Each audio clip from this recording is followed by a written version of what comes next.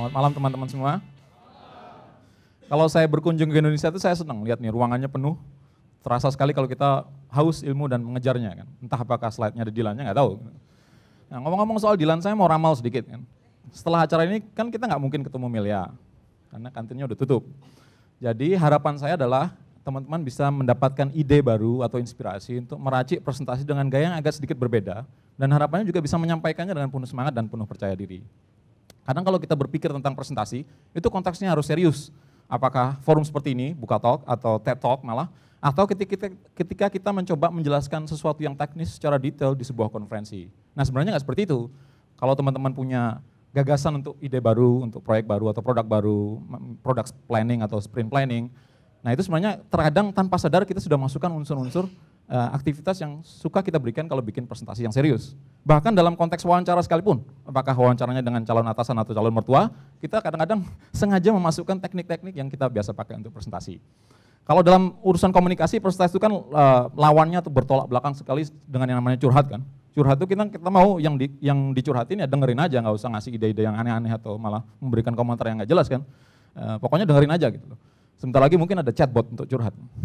Itu ide startup tuh. Nah, sementara kalau presentasi justru berbeda. Kita mau yang mendengarkan itu juga mendapatkan suatu manfaat kan. Makanya ada framework yang namanya what's in it for me atau bahasa Indonesianya apanya sih buat gua gitu. Disingkat ABG. Karena ketika ada presenter, misalnya saya berdiri di depan seperti ini. Pertanyaan ini ada yang di benak Anda semua kan. Kalau jawaban pertanyaan itu tidak memuaskan atau nggak ada jawabannya, ya berarti percuma dong saya udah ngoceh di sini 20 menit Anda nggak dapat apa-apa, itu kan rugi kan. Karena itu kesalahan fatal teman-teman kalau mau membuat presentasi adalah loncat ke meja, buka laptop, buka PowerPoint dan langsung mengerjakan slide-nya. Ini yang sering dilakukan. Padahal nggak seperti itu. Yang harus pertama dilakukan adalah merumuskan pernyataan ini.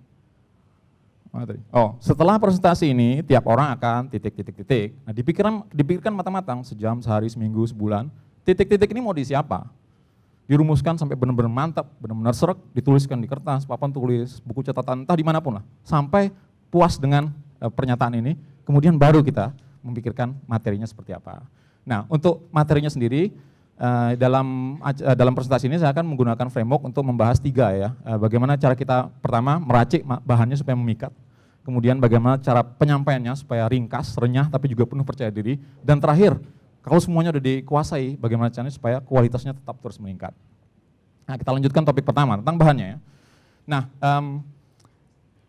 saya suka sekali dengan resep ini, resep power yang dirumuskan oleh Pak Granville Toogood di bukunya The New Articulative Executive. Power itu singkatan dari punch, one theme, window, ear, terus retention. Untuk konteks bahan ini kita akan membahas window. Jadi teori si Pak Granville-nya adalah materi kita, slide kita itu adalah jendela ketika audiens itu akan mengenali cerita kita itu apa sih.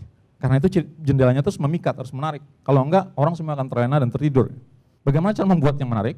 Ada berbagai macam kesalahan yang akan saya bahas. Ya. Ini kesalahan paling pertama, slide-nya penuh dengan kata-kata, penuh dengan teks. Misalnya saya mau menjelaskan tentang laser kan, terus seperti ini isinya.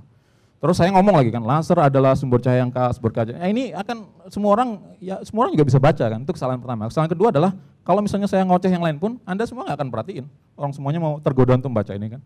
Yang harus dibayangkan adalah kalau saya mau nerangin laser ke teman, itu apa sih kata kuncinya dan cantumkan di slide-nya. Seperti ini kan. Saya mau menjelaskan kalau laser itu punya karakteristik seperti ini, monokromatis, koheren. Yang ditampilkan di sini adalah jangkar atau sesuatu yang membantu audiens untuk mengingat penjelasan itu apa, bukan seluruh teksnya. Di mana-mana kalau kita melihat sesuatu, kita lebih tergoda daripada mendengarkannya. Contohnya seperti ini ya. Coba yang pernah lihat slide seperti ini silakan tepuk tangan.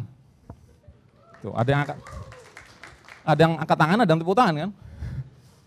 Karena harusnya nggak ada yang angkat tangan, harusnya semua pun tepuk tangan. Karena Anda lihat saya angkat tangan, semuanya ikut angkat tangan. Nah, kesalahan yang sering dilakukan lagi adalah menuliskan tadi mirip dengan teks itu, tapi semuanya didaftarkan, ya, seperti bullet point. Ya. Di presentasinya The Four Fish We're Eating, Pak Paul Greenberg ini menjelaskan tentang jenis ikan yang sekarang lazim dimakan. Tapi di presentasinya beliau tidak menggunakan modal seperti ini, yang beliau gunakan adalah dicantumkan aja gambarnya. Ini ada udang, ada tuna, ada salmon, ada cod gitu kan. Enggak dijelaskan satu-satu iklannya apa gitu. Mungkin contoh klasik adalah ketika Steve Jobs memperkenalkan iPhone 11 tahun yang lalu, itu Steve Jobs nggak menjelaskan, iPhone itu bisa dipakai buat nelpon, bisa dipakai buat internet, kemudian juga alat musik gitu. Yang ditampilkan apa? 3 gambar yang sangat berkesan di jutaan orang yang melihat presentasinya. Dengan melihat gambar ini orang ingat, oh berarti telepon, berarti musik, dan berarti internet.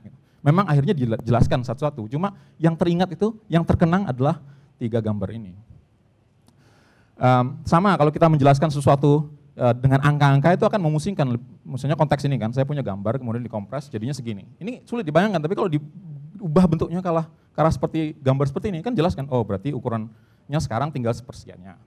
Angkanya sendiri secara presisi nggak penting, yang penting gambarannya.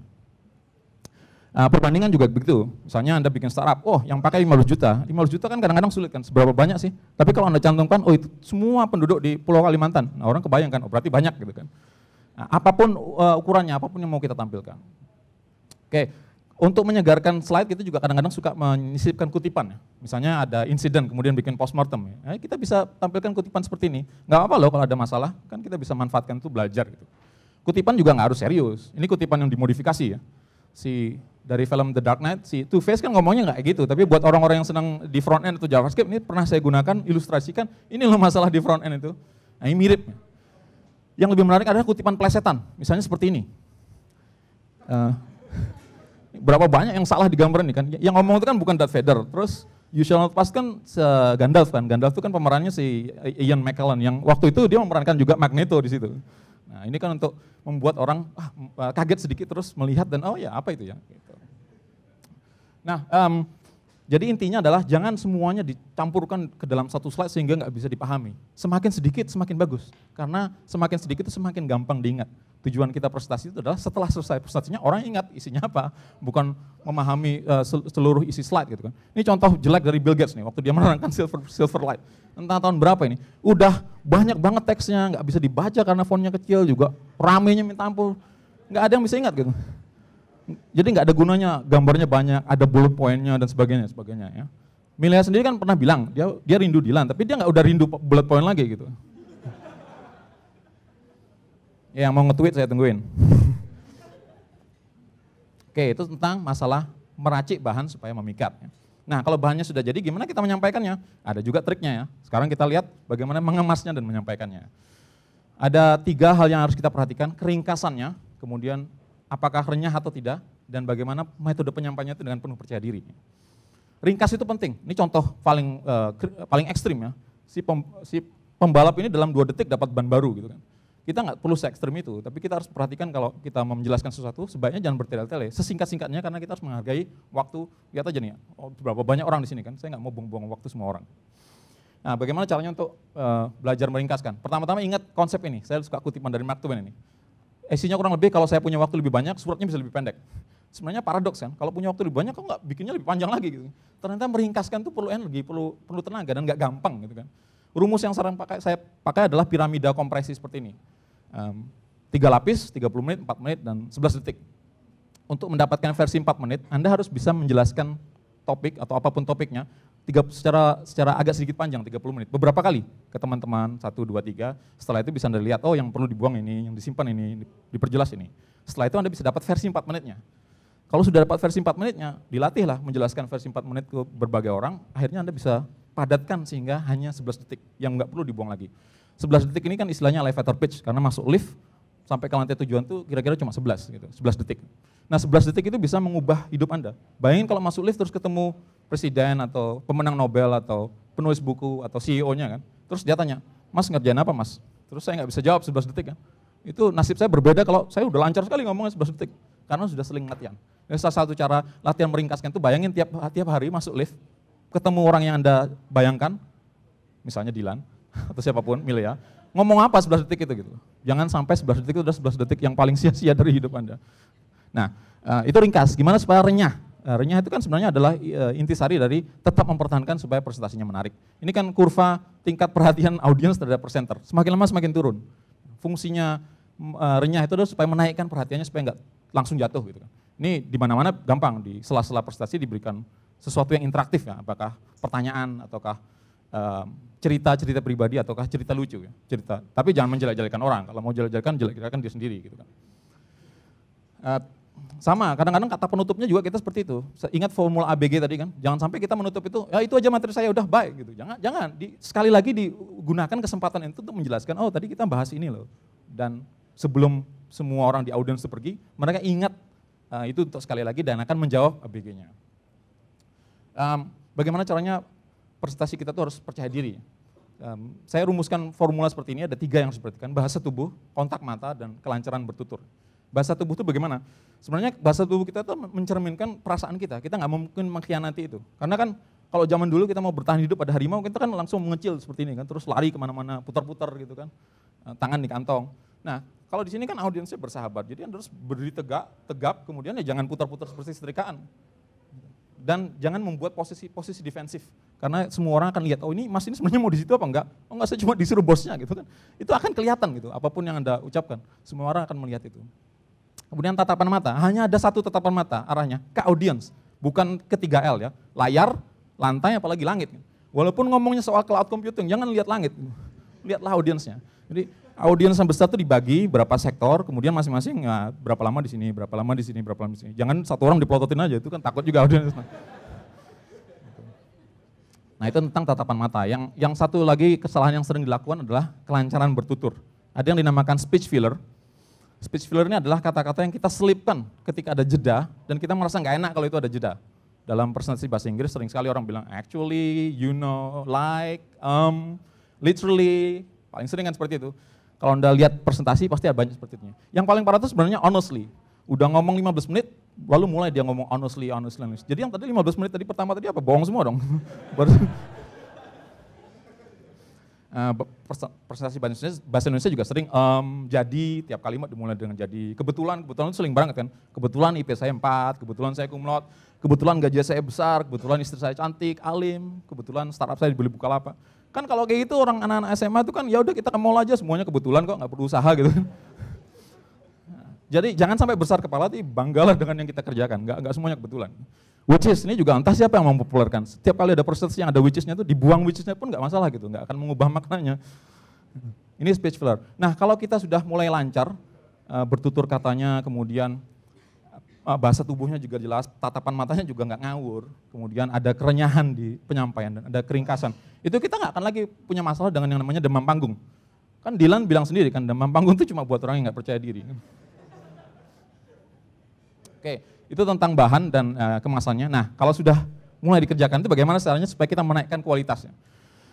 Ini yang dimaksud dengan bagian polesan ini. Saya suka sekali dengan kutipan ini dari Jenderal Prusia, entah berapa 200 tahun yang lalu. Pokoknya seperti ini, mau direncanakan seperti apapun, kalau ketemu musuh pasti udah rencananya berantakan. Gitu. Saya lebih suka tapi versi Mike Tyson. Mau ngomong apapun kalau udah ditinju itu pasti udah nggak mikir lagi. Kenapa saya tampilkan kutipan ini? Karena ini menunjukkan pentingnya namanya latihan. Latihan itu penting supaya semuanya itu jadi alami. Walaupun Anda dibangunin tengah malam pun, ditinju sekalipun, kalau ngomong presentasi soal apapun lancar gitu. Karena udah latihan, nggak perlu mikir lagi, nggak perlu ke saraf subsentral kemudian balik lagi, semuanya jadi gerakan otomatis. Nah itu pentingnya latihan.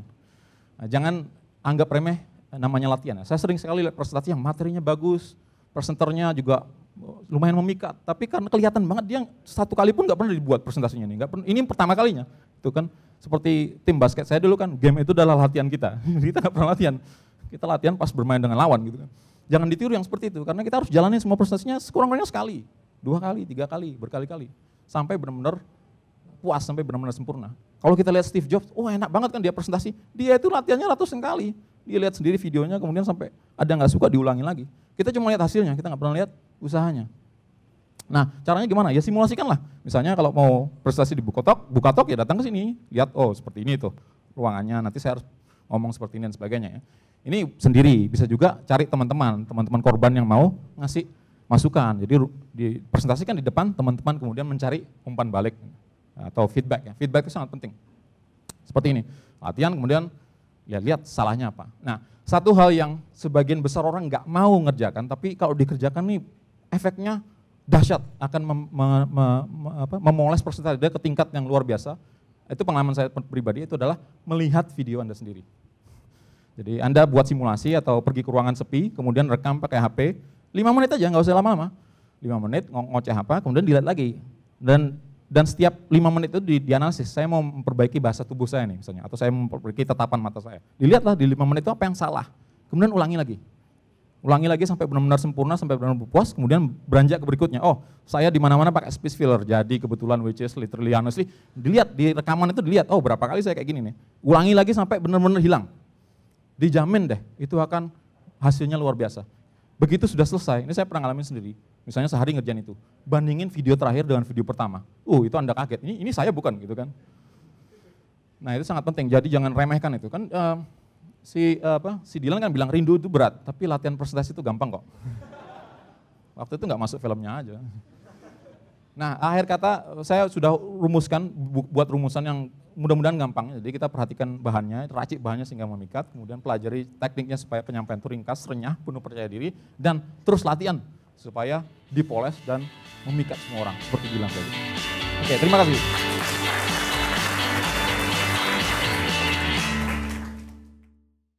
Buka aja Bukalapak.